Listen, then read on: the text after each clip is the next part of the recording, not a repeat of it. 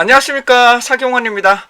이번 시간에는 자료 분석에 대한 기본적인 개념부터 좀 살펴볼 예정이신데요. 우선적으로 자료 분석에 대한 이론적인 내용부터 설명을 드릴 예정입니다. 이런 강의는 현재 강의는 제가 현재 저희 딸이 중2입니다. 그래서 중2 수준에서 수학을 그렇게 좋아하지 않은 학생이거든요. 그래서 제가 그 수준으로 설명 드릴 테니까 여러분들 수학을 포기하신 분이 있더라도 이 내용들을 계속적으로 아주 쉽게 설명을 지금 드릴 거고, 이 강의 시간을 아무리 길게 잡아봤자 여러분 집중 정도가 상당히 떨어지는 걸로 알고 있습니다. 그래서 10분 안쪽으로 좀 짧게 다수의 제어로 계속적으로 올려드릴 테니까 여러분들이 데이터 분석의 정발적인 기초적인 것부터 제대로 공부하고 싶으신 분들을 위해서라면 반드시 좀 살펴봐 주시기 바랍니다. 저는 통계학과 출신으로서 20년 이상 데이터 분석에 전념을 하고 있고 도서나 강의를 계속적으로 하고 있으니까 기본적인 분들하고는 조금 통계적인 부분에 접근이 조금 시각에는 조금 차이가 있을 수 있다고 말씀드릴 수가 있게 되겠습니다.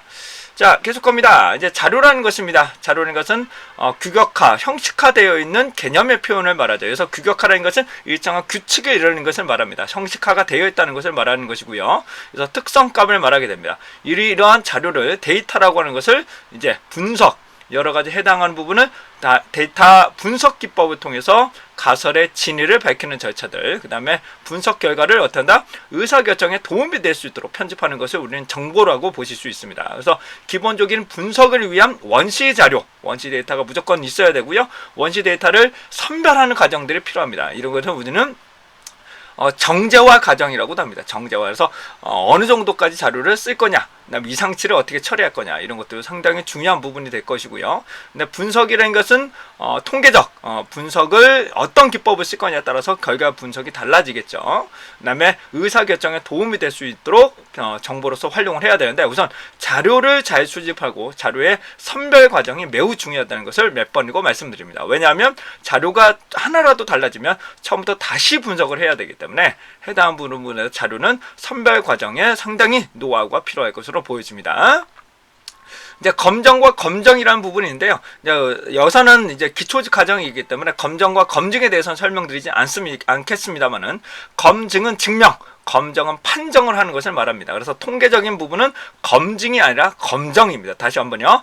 통계적 혹은 데이터 분석은 기본적으로 검정입니다. P값을 구하거나 기술 통계를 구하는 건 다 검정입니다. 검증이 아닙니다. 검증은 빈도 분석이나 기술 통계를 통해서 현재 자료가 잘 괜찮으냐 아니냐 확인하는 과정들을 검증, 그 다음에 검정은 실제로 P값을 통한 거는 우리는 검정이라고 보시면 되실 것으로 보여집니다. 그래서 가설은 기본적으로 가설 검정이 됩니다.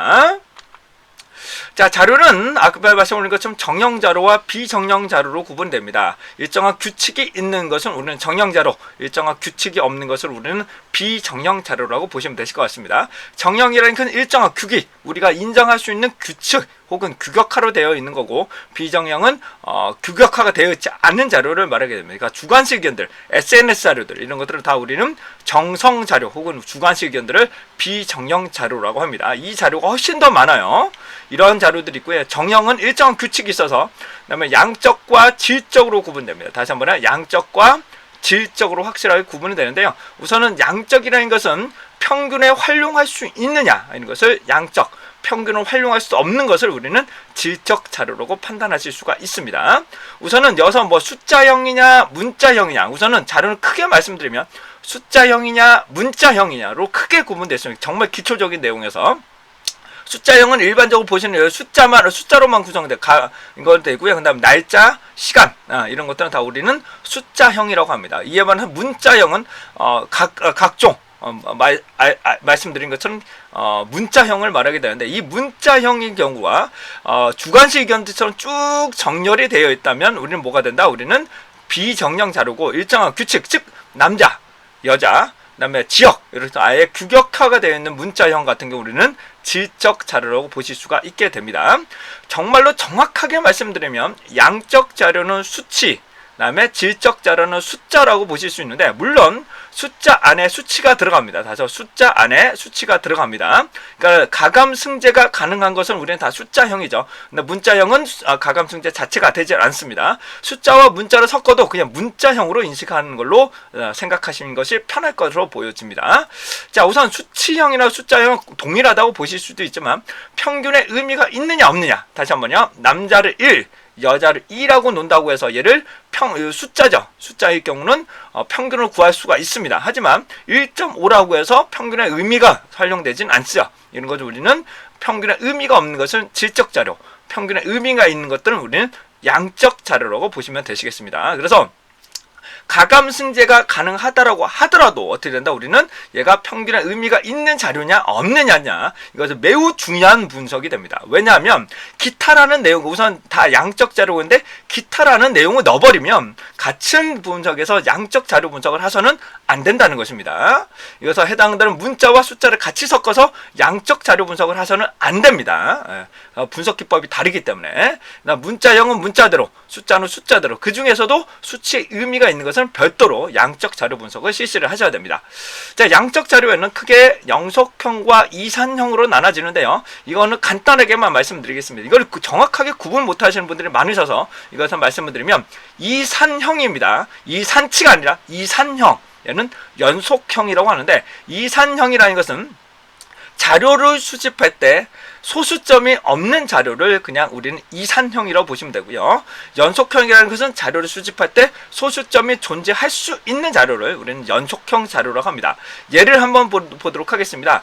이산형 자료의 대표적인 것은 사람의 명수, 건수, 횟수, 이런 것들을 우리는 홈런의 건수, 그 다음에 골의 수, 이런 것처럼 것은 우리는 이산형이라고 하죠. 차의 대수, 이런 것들은 다 이산형이라고 합니다. 그러니까 자료를 수집할 때 소수점이 존재하지 않는 자료를, 이것을 우리는 이산형 자료라고 합니다. 이런 이산형 자료는 굳이 소수점으로 표현할 필요는 없습니다. n수에 대해서는 소수점으로 표현하실 필요는 없어요. 하지만 평균은 구할 수가 있게 되겠죠. 근데 이산형도 평균의 의미는 조금 접근 방법이나 해석 방법이 조금 다를 수는 있습니다. 계속 갑니다. 연속형이라는 것은 실제로 자료를 수집할 때 소수점이 존재하는 것을 말하게 되는데 좀 애매하긴 합니다만은, 우선은 날짜, 시간, 이런 것들은 다 연속형 자료고요. 그다음에 금액. 근데 금액도 선생님 이런까지밖에 되지 않느냐는 나오시는데, 자료를 수집하다 보면 끝까지, 밑에까지 나타날 수가 있기 때문에 이런 부분은 그냥 연속형 자료라고 보시면 돼요. 그러니까는 다시 한번 말해, 금액 같은 건 그냥 연속형 자료라고 판단하시고, 이산형은 건수, 명수, 대수, 이런 것들을 우리는 이산형 자료라고 보시면 되시겠습니다. 자, 이런 자료는 반드시 분포를 보셔야 됩니다. 이 자료의 분포를 보셔서 얘를 어떠한 분포를 통해서 우리가 분석을 할 거냐라는 나오기 때문에, 이 분포는 추후에 다시 한번 계속적으로 설명 올리도록 하겠습니다. 그래서 해당되는 주관식 이견을 일정한 규격화를 놓고 다시 한번 정리가 가능하다면 우리는 질적 자료 분석을 하실 수가 있습니다. 예를 들어 보겠습니다. 그 학교에서 현재 가지고 있는 자격증이다. 그러면 이게 자격증이 다시 한번 주관식 의견이지만 얘를 다시 한번 정리가 가능하다면, 일정 카테고리로 다시 재분류가 가능하다면 이런 질적 자료 분석을 할 수가 있습니다. 질적 자료 분석은 빈도수고 채빈값, 이런 것들을 구할 수가 있겠죠. 하지만 이런 정성 자료를 다시 규격화를 한다는 것은 매우 쉽지 않은 과정입니다. 이런 자료를 우리는 각종 텍스트 분석을 하실 수 있습니다. 기본적으로 워드 클라우드 분석, 그다음에 네트워크 분석, 딥러닝, 머신러닝 것처럼 다양한 정형 자료와 비정형 자료 분석을 융합해서 분석하는 기법들이 상당히 발전하고 있다고 보실 수가 있게 되겠습니다. 그래서 기존에 있는 정형 자료 분석은 이미 알려져 있는 자료들이 상당히 많고요. 요즘 최근에 빅데이터 분석에서는 이런 비정형 자료와 정형 자료를 융합을 한 복합적인 분석 기법을 쓰고 있다는 것을 다시 한번 강조드리고자 합니다.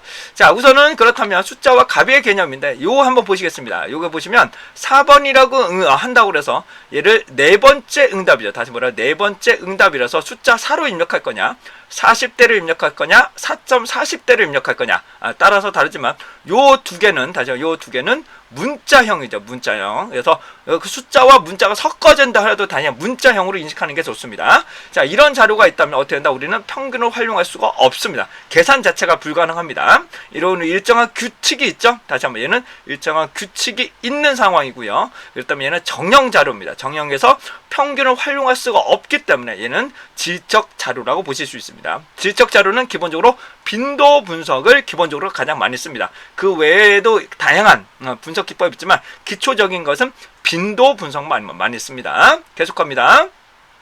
자, 이런 숫자로 입력이 됐다면, 다시 숫자로 입력되어 있다면 우리는 평균의 의미가 있지만 평균을 계산할 수 있죠. 가감승자를 구할 수 있습니다. 하지만 3.5라고 해서 35에서라고 활용하셔서는 안 됩니다. 이런 것들을 우리는 다 질적 자료로서 기본적으로 빈도 분석만 사용합니다. 빈도 분석을 기본적으로 많이 씁니다. 그러니까 고급 분석하기는 조금 어렵다. 의사결정 나무나 이런 데서 쓸 수는 있지만 조금 어려운 분석 기법이 됩니다.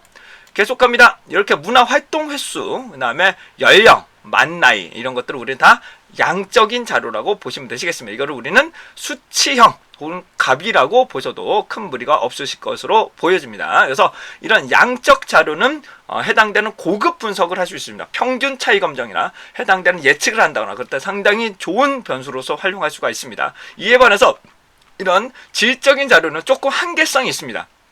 잘 안 될 수도 있고요. 분석 기법이 아예 안 되는 경우도 있고요. 그래서 한계점이 있다. 이런 질적 자료 분석은 좀 한계점이 있다는 것을 말씀드리고 갑니다. 이런 자료 분석에서는 그런데 이런 숫자와 문자를 같이 섞어서는 안 돼요. 다시 한번 말씀드립니다. 숫자와 해당될 값과 문자를 같이 섞어서 분석하는 것은 양적인 자료 분석에서는 실시할 수 없다는 것을 다시 한번 강조드리고자 합니다. 자, 한번 사례를 말씀드리도록 하겠습니다. 다음 같은 자료가 있다고 가정하게 되면 이건 여기 부분은 양적인 자료입니다. 근데 여기에 기타라는 부분을 넣어버리면 안 됩니다. 이렇게 주관식 의견을 넣어버리면 오른쪽에 문자형에 섞여버리기 때문에 해당 부분에 히스토그램을 그려서는 안 됩니다. 그래서 문자형에 속하면 안 된다. 얘가 그 이상이라고 생각하면 뭐 이해가 될 수가 있겠지만 이거는 값으로 명확하게 표시하지 않으면 얘는 문자형으로 인식해버리기 때문에 해당 부분은 히스토그램을 그려서는 원칙으로는 안 됩니다. 원칙으로는 올바른 기법 방법은 아니라는 것을 말씀드립니다. 그래서 차라리 241 이상 이렇게 표현을 다시 하는 게 낫지 기타라고 표현해서는 올바른 분석 기법에 는 아니다. 히스토그램은 그려서는 안 된다는 것을 다시 한번 말씀드리고 가겠습니다. 자, 이상으로 기본적인 정형과 비정형에 대해서 말씀드렸고요. 계속적으로 자료 분포에 대해서도 설명 올리도록 하겠습니다.